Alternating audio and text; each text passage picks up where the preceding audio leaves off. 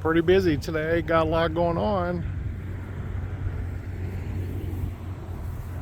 A lot of activity.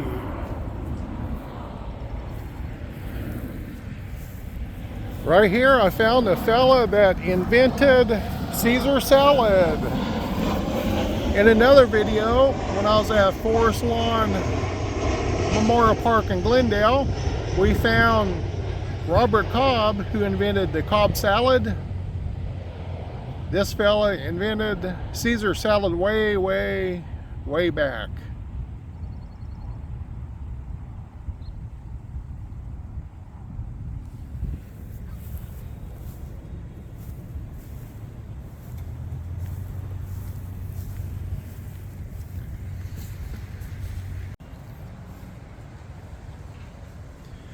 This is the Inglewood Mausoleum, which is locked, so you have to get somebody to give you a key or let you in. It's just beautiful. It's got stained glass, windows all around, white marble. I believe Heinz is a pretty famous individual. We'll have to do some research, but today we're going to visit with a retailer, a major retailer. Down this hallway to the left is called Room D. D as in David. And this is a grave location of John Bullock of Bullock Department Stores. Today they're known as Macy's. His family's buried here. Started out the dry goods store back in 1907. He's originally from Canada, I think Toronto. Came here and made a whole lot of money. Rags to riches story.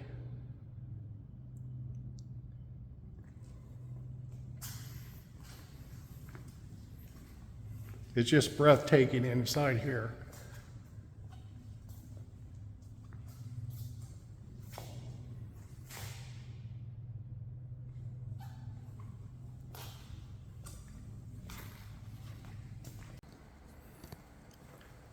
Last time I was in this mausoleum, in another video, I shared the grave location of Doc Ellis, baseball player for the Pittsburgh Pirates. Got a comment from a viewer, it looked like the grave is leaking. So let's take a, yeah, it's still leaking. Isn't that something? Huh.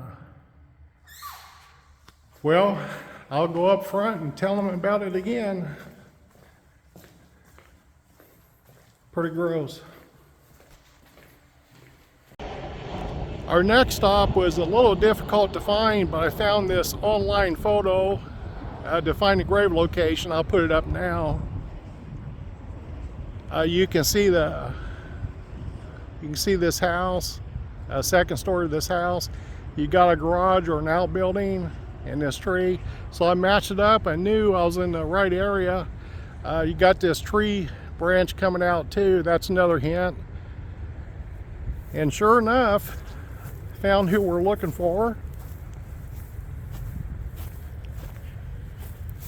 Kirk Kirkorian, a filthy rich individual. Filthy rich because he's a billionaire. High school dropout.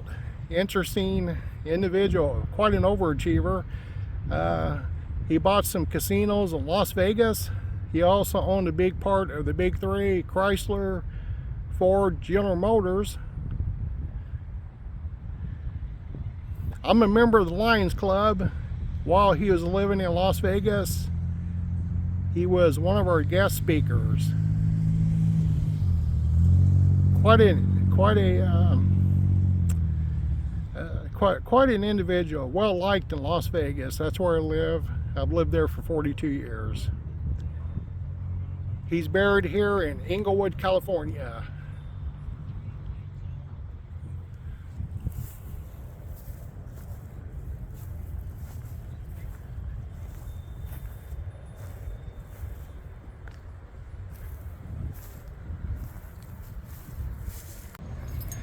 Still at Inglewood Park Cemetery. We're going to come up on an unmarked grave. This fellow was a singer. His name's Jewel Akens. This is his final resting place. He has a big hit. I think it was number 3 with the Birds and the Bees. You probably remember the song. Also has a couple more hits in 1964 with Boomalay and Hide and Seek. Interestingly, he was the opening act for the Monkees, the late 60s. Ends up dying. He had back surgery. He died from complications of that surgery.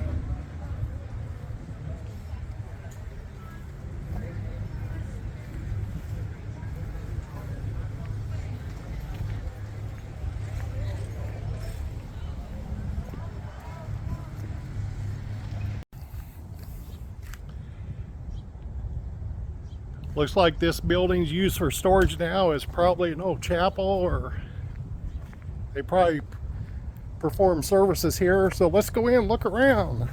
I like doing this type of thing, as long as there's no rattlesnakes.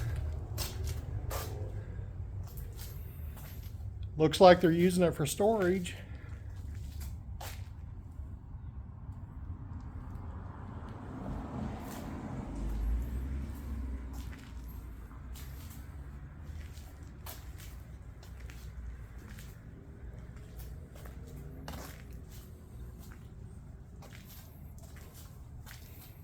These are contraptions they use to lower the body into the grave with these straps. These straps go underneath the casket.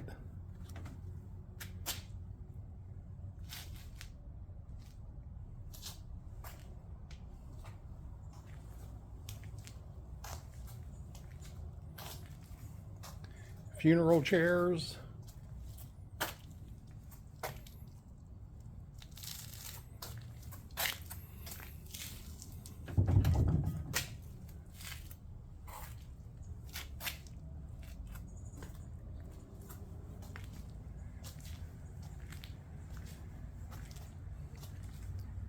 These are used to relocate or move the casket around.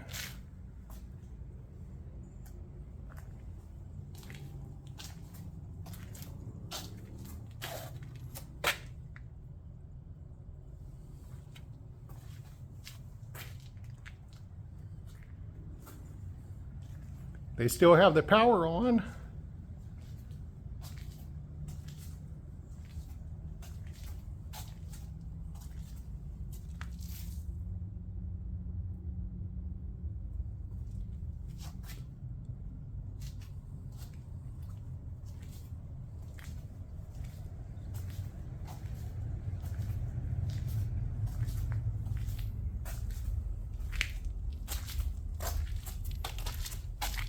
Locked.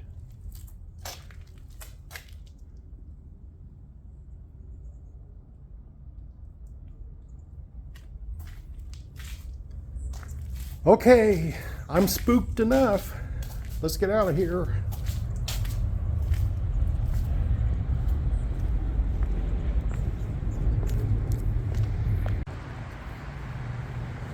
Our next stop today is a school teacher that became an author, a journalist and an author, Bibi Moore Campbell. Her first book was Two Career Families. This came out in 1986, became a bestseller. She writes a few other books. One is Your Blues Ain't Like Mine, another bestseller, and Brothers and Sisters. She also wrote articles, books, and did interviews about racial equalities in America.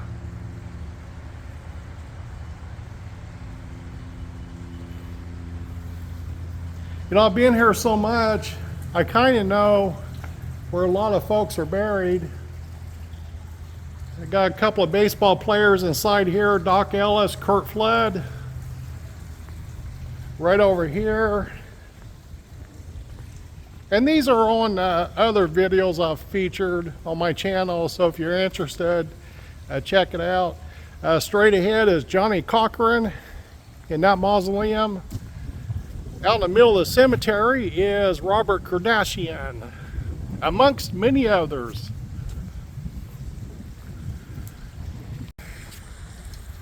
Our next stop is a Western actor, a real hero to children in the 20s and 30s, Hoot Gibson. He appears in 200 silent movies and 75 talkies. Typically, it's a worn out script. There'd be a damsel in distress, and then here comes hero Hoot Gibson on his horse Goldie to save the day.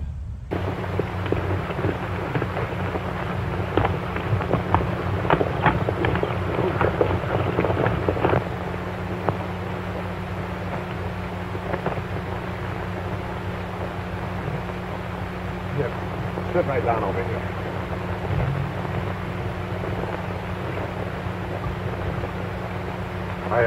Are you all right? I guess so. Thank you. Oh, that's all right. Children would attend Saturday matinee movies when Hoot would appear on the screen. They would stand to their feet and scream, "Hoot, Hoot, Hoot!" Very popular, Hoot Gibson. It was fun to find him.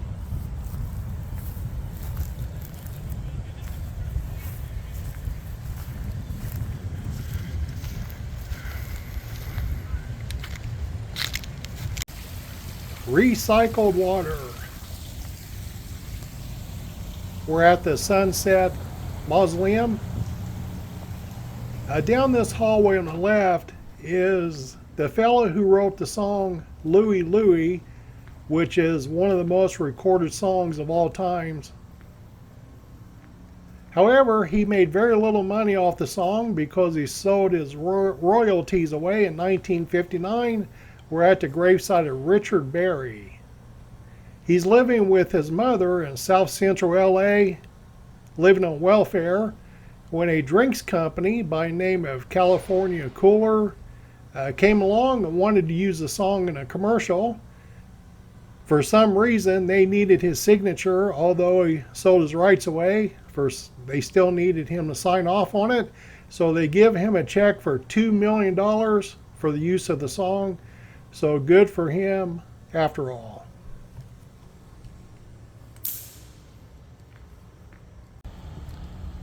Well, it's certainly always fun to find a Disneyland character or somebody that worked at Disneyland or involved in production. This is the grave of Helen Klein. Got my shadow here. There we go. She was the first Tinker Bell at Disneyland. She was working for Barnum and Bailey Circus. She was involved in a circus act. Walt Disney is looking for a character to play the part of Tinker Bell. So she does this. She would she would glide down a wire from the Matterhorn to Sleeping Beauty's castle. She would do this every day. Every day. She died in 1964, just a few months after she retires.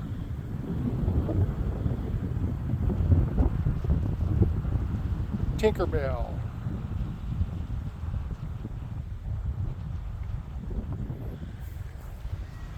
Wouldn't it have been fun to meet her? She could probably tell some stories. Good stories, good ones. This kind fella walking away is a groundsman here, and he saw me wandering around over here looking for our next location. I was there for an hour, so I'm very grateful that he stopped to help me. I was way off. Okay, I was looking for Syreeta Wright. This would be Stevie Wonder's first wife. She's a 1970s R&B singer, songwriter. She helps him with his big hits such as Ain't It a Shame and Sign, Seal, and Deliver. She lost her father at age 11 in the Korean War, so she's raised by her mother and grandmother. As a young girl, she wanted to be a ballet singer, but they couldn't afford the dance lessons, so she gets into the R&B music business. Right here, I just noticed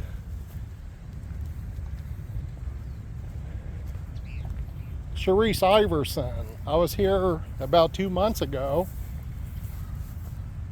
I did the story about her murder. Jeremy Strohmeyer murdered her back in '97 when her father Leroy was gambling all night. He let her run loose, and Strohmeyer ends up murdering her in the ladies' restroom. Check my channel out because I went into the restroom, even into the stall where they found her body. So if you're into true crime, look for that video on my channel. Very sad story. Very sad. I drove 270 miles to pay my respects here with Cherise Iverson. Her dad's deceased now too, but he's not buried here. I looked.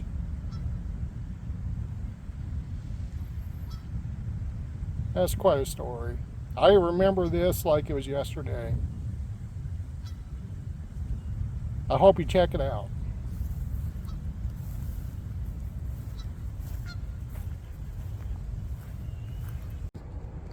Mayor Tom Bradley's buried here in Inglewood. We featured him in another video. We're at the gravesite of another mayor, Fletcher Boron. He serves as Los Angeles mayor from 1938 until 1953.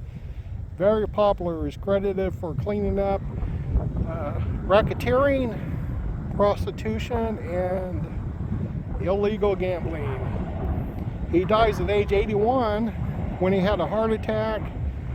He drove through a parking lot and hit a brick wall. This is 1968.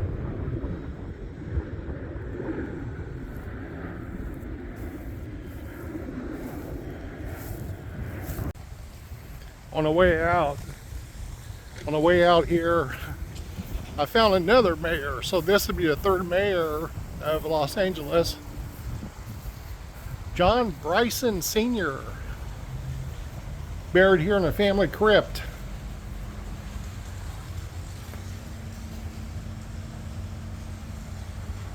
Trying to focus. He was a banker, builder, contractor, construction worker, a jack of all trades. He's an early mayor of Los Angeles. In this mausoleum, through those doors to the left is Mayor Tom Bradley.